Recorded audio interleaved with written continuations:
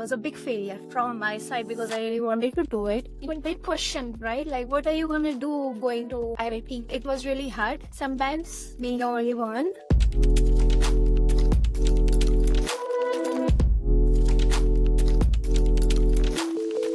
And I see that I am the only woman in a class of 99. I was the one woman at Apple. I was the one woman manager. In one of the courses, I couldn't understand my professor's accent. He was a Texan and he had a deep southern accent. We would have this robot which is like 3,000 pounds, 6 feet taller than me. So we took it to Antarctica and we stayed there for 2 months, camped the house on the foot of the lake. It took me a while to find my way again after that. And then I moved to Waymo, and at Waymo I felt I really hit my groove. Priceless thing was my son was like, I rode in the first ever autonomous cars in the world and my mom made it. So that is kind of what makes me proud, right?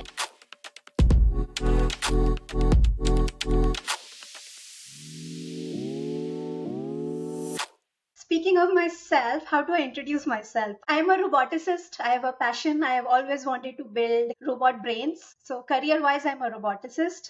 Shilpa and I are graduates of an engineering institute called the Indian Institute of Technology. And we actually shared the same hostel or dormitory, as they call here. But I think that's where the similarity ends. Because I went to that institute for my master's, and it does have an entrance exam and it was reasonably competitive, but it was not the exam that close to 1 million students in India write that. It's called the Joint Entrance Examination. And turns out it is one of the toughest entrance exams in India, and I think arguably the world. And every year I heard that 1 million students write it. I might have to go and fact check that. But the acceptance rate is 1%.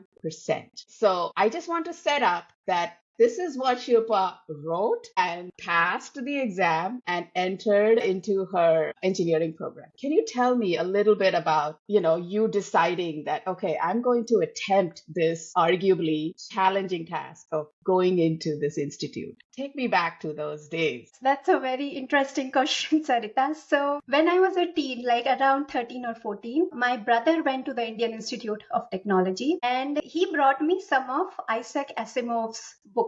So for those of you who don't know, Isaac Asimov has written a huge range of science fiction books. Some of them were about robotics. And I got into it and, I was naturally inclined towards science and math. I really liked doing that. It was fun. But I was not seeing where to go from there. There was like really no role models that I could see. And one of Isaac Asimov's books had a woman scientist who was leading a robotics lab.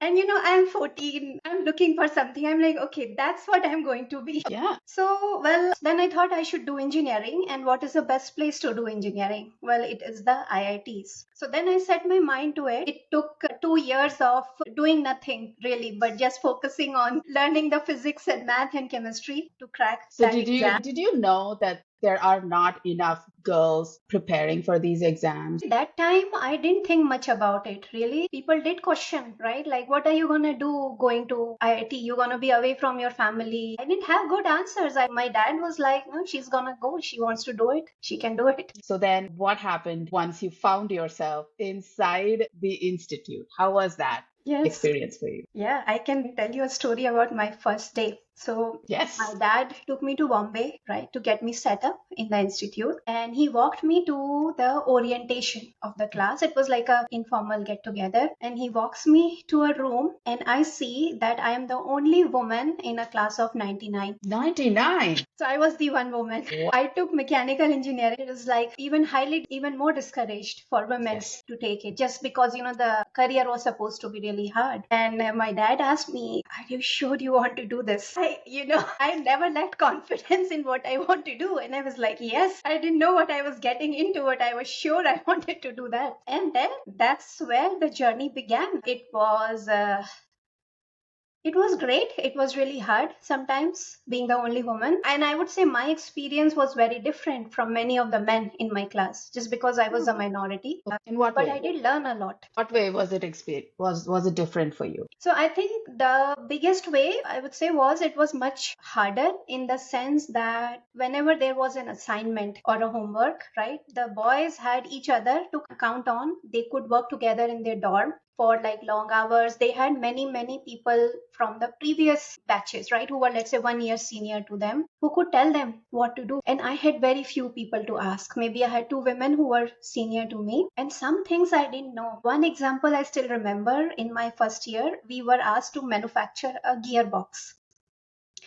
And I had no idea how to make a gearbox, like what components to get, how to assemble it. So I got some clues from some of my friends in class. I bought the material, but for the life of me, I couldn't get the gears to mesh together. They would slip on the shaft. And I spent the entire night, I was up the whole night assembling the gearbox. It barely worked, but it worked. God, it was really hard, harder than it should have been if I had company. So it's not lack of confidence, it's lack of community, that lack of friendships and networking that many young women feel that they're not benefiting because they don't see more people around them who look like them. Yes, absolutely, Sarita. I think that is the thing because, as you said, community matters, representation matters, right? And the journey is that much harder if you are alone because you just miss that learnings that come from just being immersed in an environment, right? That has smart people who can just freely exchange knowledge with you. It was a hard journey you got through. Now that you look back, do you think it was worth it? Like Yes. compared to getting that education in an IIT versus non-IIT engineering college, where I don't know, maybe there might have been, instead of 1%, there might have been three women. Do you feel like how has that IIT experience benefited you now that you look back, even though it was hard as hell? Yeah.